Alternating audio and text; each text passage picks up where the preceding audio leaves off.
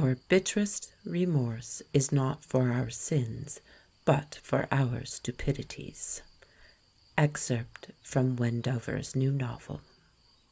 Nothing had delighted Wendover so much when his first book appeared as some reviewer's reference to the author's knowledge of women. He was then 6 or 7 and 20, and the compliment uplifted him the more because he had long regretted violently that he knew even less of women than do most young men. The thought of women fascinated him.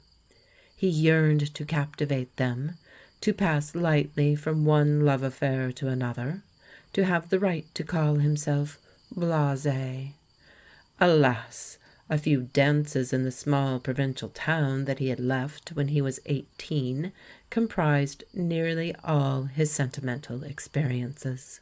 During his years of struggle in London he had been so abominably hard up that lodging-house keepers and barmaids were almost the only women he addressed, and as his beverage was a glass of bitter, the barmaids had been strictly commercial. To be told that he understood women enraptured him. "Instinct," he said to himself. "Now and then a man is born who knows the feminine mind intuitively." And in his next book there was an abundance of his fanciful psychology. Denied companionship with women, he revelled in writing about them, and drew from the pages in which he posed as their delineator something of the exultation that he would have derived from being their lover. There were even pages after which he felt sated with conquest. At these times nothing accorded with his mood so well as to parade the park and pretend to himself that the sight of the most attractive of the women bored him.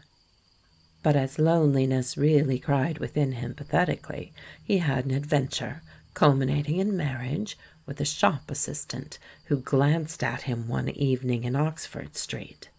After marriage they found as little of an agreeable nature to say to each other as might have been expected, so a couple of years later they separated, and the ex-shop hand went to reside with a widowed sister who made up ladies' own materials at Crouch End.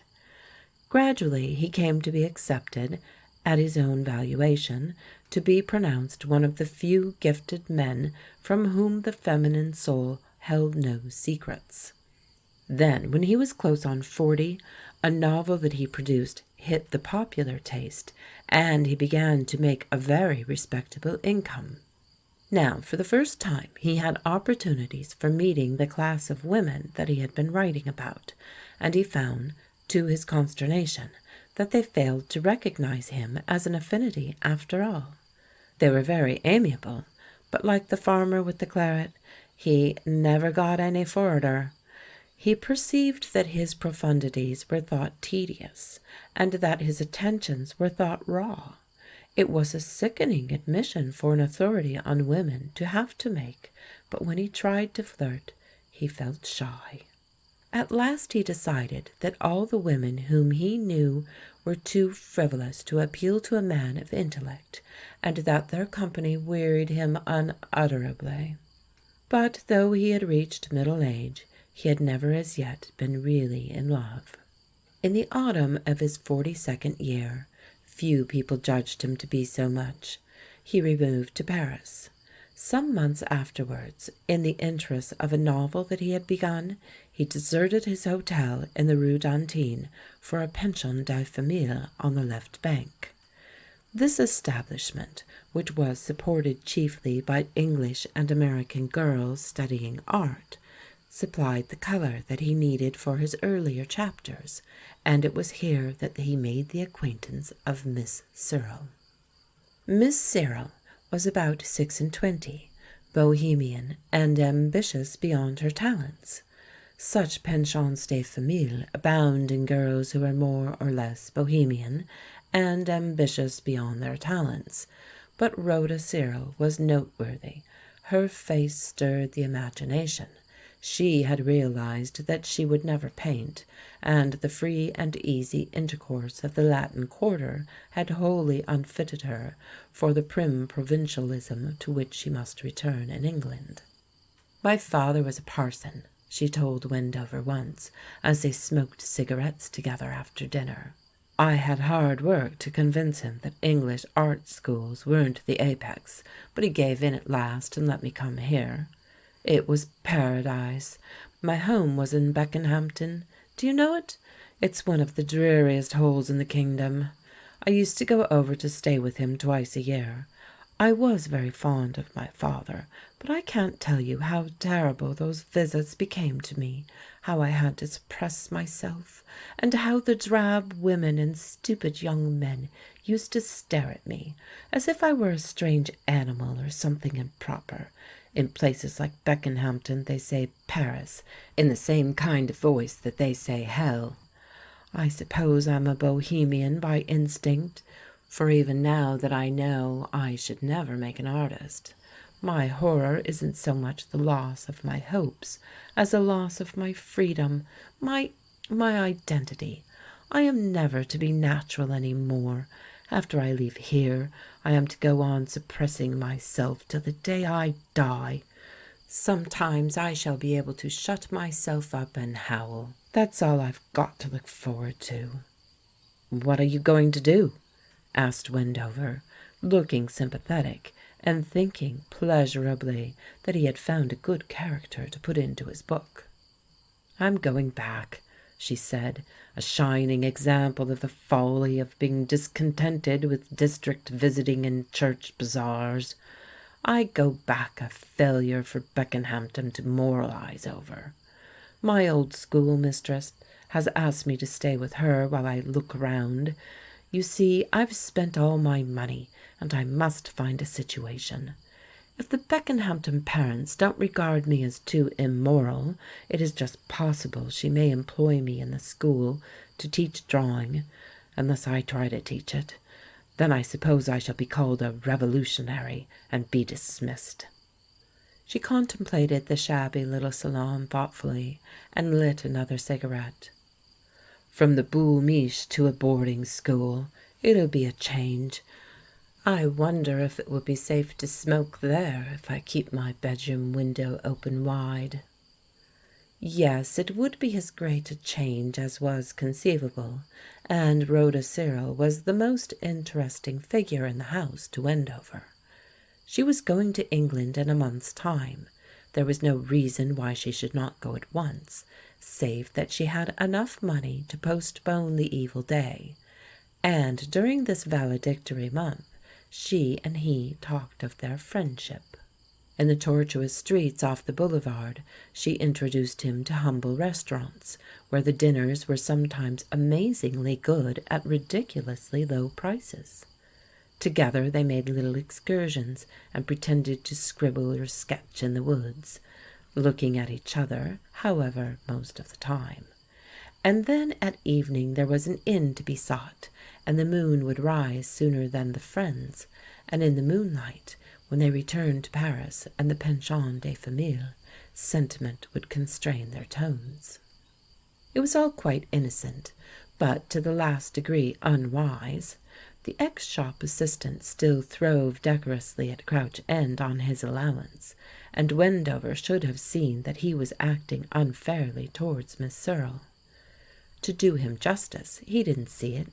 He had confided the story of his marriage to her, and it did not enter into his thoughts that she might care for him seriously notwithstanding. His experiences had given him no cause to esteem himself dangerous, and the lover who has never received favours is, in practice, always modest, though in aspirations he may be one-esque.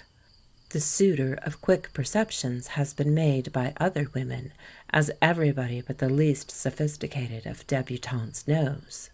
But if he did not dream that he might trouble the peace of Miss Searle, he was perpetually conscious that Miss Searle had disturbed his own. A month's daily companionship with a temperament plus a fascinating face would be dangerous to any man. To Wendover it was fatal. His thoughts turned no longer to liaisons with duchesses. His work itself was secondary to Rhoda Searle. Silly fellow as he appears, the emotions wakened in him were no less genuine than if he had combined all the noble qualities with which he invested the heroes of his books. Besides, most people would appear silly in a description which dealt only with their weaknesses. Wendover loved, and he cursed the tie that prevented his asking the girl to be his wife. How happy he might have been! He had feared that the last evening would be a melancholy one, but it was gay. The greater part of it was gay, at any rate. As soon as the door slammed behind them, he saw that she had resolved to keep the thought of the morrow's journey in the background, to help him to turn the farewell into a fete. Her laughing caution was unnecessary. Her voice, her eyes had given him the cue. Her journey was to be undertaken in the distant future. Life was delicious, and they were out to enjoy themselves. He had proposed dining at Armenonville. It wasn't the Paris that she had known, but champagne and fashions seemed the right thing tonight, and no fiacre had ever before sped so blithely. Never had the boys been so enchanting, and never had another girl been such joyous company. After dinner, the ambassadeurs, the programme, they didn't listen to much of it.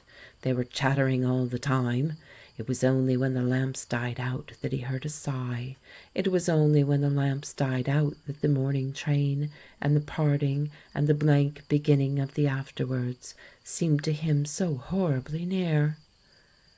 The little salon was half dark when they reached the Pension des Familles. Everybody else had gone to bed. Wendover turned up the light, and though she said it was too late to sit down, they stood talking by the mantelpiece. "You've given me a heavenly memory for the end," she told him. "Thanks so much. I shall be thinking of it at this time tomorrow." "So shall I," said Wendover. She took off her hat and pulled her hair right before the mirror. "Shall you? Will you write to me?" "Yes, if you'd like me to." "I'd more than like it. I shall look forward to your letters tremendously." "There won't be much to say in them." "They'll be from you. I wish you weren't going." She raised her eyes to him. "Why?" she asked. Wendover kept silent a moment. It was the hardest thing that he had done in his life. If he answered, "Because I love you," he felt that he would be a cad. Besides, she must know very well that he loved her. What good would it do to tell her so? Doubtless she had repented her question in the moment of putting it. Yes, he would be a cad to confess to her. She would think less of him for it. He would choose the beau role, and she would always remember that when he might have spoilt their last scene together and pained her, he had been strong, heroic. "We've been such pals," he said. That she mightn't underrate the heroism, he turned aside, as the noble fellow in books does when he is struggling. After a pause, she murmured blankly, "It's time I said good night." She went to him and gave him her hand. Her clasp was fervent. It was encouraging to feel that she was grateful. Her gaze held him, and her eyes were wide, dark, troubled. He was sure that she was sorry for him. "Good night, my dear," said Wendover, still as brave as the fellow in the books. And when he had watched her go up the stairs, when she had turned again, with that look in her eyes, and turned away, he went back to the salon, and was wretched beyond words to tell, for a fool may love as deeply as the wisest. This was really their good-bye. In the morning the claims on her were many, and he was not the only one who drove to the station with her. When she had been gone between 2 and 3 weeks, he received the promised letter. It told him little but that she was the new drawing mistress. Of her thoughts, her attitude towards her new life, it said nothing. He replied promptly, questioning her, but she wrote no more, and not the least of his regrets was the thought that she had dismissed him from her mind so easily. He did not remain much longer in the boarding-house. Its associations hurt him too much. A sandy-haired girl, with no eyelashes and red ears, occupied the seat that had been Rhoda's at the table, and the newcomer's unconcerned possession of it stabbed him at every meal. Having taken precautions against letters for him going astray, he returned to the hotel, and there, month after month, he plodded at his book and tried to forget. Nearly a year had gone by when he stood again on the deck of a Channel boat. He had not spared himself, and the novel was finished, and he was satisfied with it. But he was as much in love as he had been on the morning when he watched a train steam from the Gare St. Lazare. As he paced the deck, he thought of Rhoda all the time. It excited him that he was going to England. He might chance to see her. He might even run down to Beckenhampton for a day or two. It would make the situation harder to bear afterwards, of course, but he looked up Beckenhampton in the railway guide often during the next few days. The distance between them was marvellously short. The knowledge that an hour and a half's journey could yield her face to him again had a touch of the magical in it. An hour and a half from Hades to Olympus. The longing fevered him. He threw some things into a bag pell-mell one morning and caught the 10:15. "The George Hotel!" And from the hotel he directed the driver to the school. The little town was grey and drear. He pitied her acutely as he gazed about him from the fly. He understood how her spirit must beat itself against the bars. He realized what her arrival must have meant to her. Behind one of the windows of this prison she had sat, looking back upon her yesterday.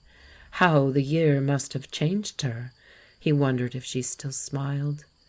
The fly jolted into the narrow High Street, and he saw her coming out of the post office. Yes, she still smiled, the smile that irradiated her face and made him forget everything else. They stood outside the post office together, clasping hands once more. "You? What are you doing here?" she cried. "I was just going to see you. I've just come from the station. How are you? You look very well." "I'm all right.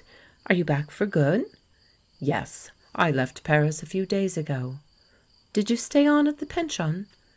"Oh, no, I gave that up soon after you went." "You've finished your book, eh?" "How did you know?" "I saw something about it in a paper. And how's Paris? I dream I'm back sometimes." "Paris is just the same." "I suppose you never saw anything of the others afterwards? Kitty Owen or the McAllister girl?" "No, I never came across any of them. I was working very hard." "Well, tell me things. What's the news? You're still at the school, then?" "No."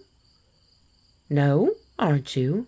I was on my way there. What are you doing?" "I'm married." The blood sank from his cheeks. "Married?" "I've been married 4 months." A woman came between them to post a letter, and he was grateful for the interruption. "Let me congratulate you." "Thanks. My husband's a solicitor here. You'll come and see us?" "I'm afraid I should have been delighted, of course, but I have to be in town again this evening." "We'd better move. We're in everybody's way," she said. "Will you walk on with me? When does the book come out?" "In a few weeks' time. I'll send a copy to you." "Really? It would be very good of you. I've often looked at the book columns to see if it was published." "Have you? I was afraid you'd forgotten all about me. You might have written again. You promised to write." "I know." "Why didn't you? What was the good?" "It would have made me happier. I missed you frightfully. I think that was why I left the pension. I couldn't stand it when you'd gone." "Well, are you happy?" "Oh, I suppose so." "I'm glad. So you won't come and see us?" "It's impossible, I'm sorry to say. As a matter of fact, I didn't mean to see you again at all." "That's a pretty compliment." "Ah, you know what I mean. It seemed better that I shouldn't, but I think I'm glad I did. I don't know. I've wondered sometimes whether you understood. We shan't meet any more, and I should like you to know." "Don't!" she exclaimed thickly. "For heaven's sakes!" "I must," said Wendover. "I loved you dearly." They had walked some yards before she answered. Her voice was a whisper. "What's the use of saying that to me now?" The bitterness of suffering was in the words. They flared the truth on him, the annihilating truth. "My God!" he faltered. "Would it have been any use then?" Her face was colourless. She didn't speak. "Rhoda, did you care? If I had asked you to stay with me, would you have stayed?" "I don't know." "Tell me." "Yes, then, I would have stayed," she said hoarsely. "Whom should I have hurt? I was alone. I had no one to study but myself. I wanted you to ask me. Stayed? I'd have thanked God if you had spoken. You were blind. You wouldn't see. And now, when it's too late, you come and say it." "I wanted to be straight to you," he groaned. "I sacrificed my happiness to be straight to you. It was damnably hard to do."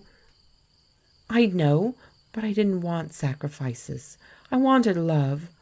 Oh, it's no good our talking about it." She stopped and sighed. "We shall both get over it, I suppose." "Is it too late?" pleaded Wendover brokenly. "Quite. Things aren't the same. Last year I was free to do as I liked. I have no conventions, but I have a conscience. There's my husband to consider now, and more, too. I shouldn't be contented like that today. I should have injured others.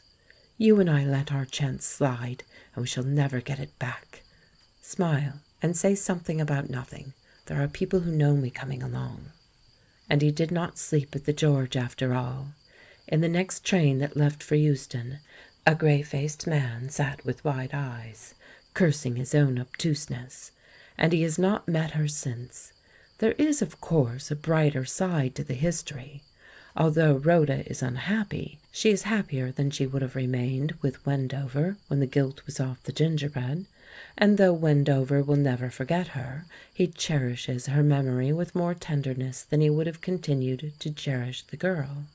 But neither she nor he recognizes this, and in Wendover's latest work one may see the line that has been quoted. "Our bitterest remorse is not for our sins, but for our stupidities."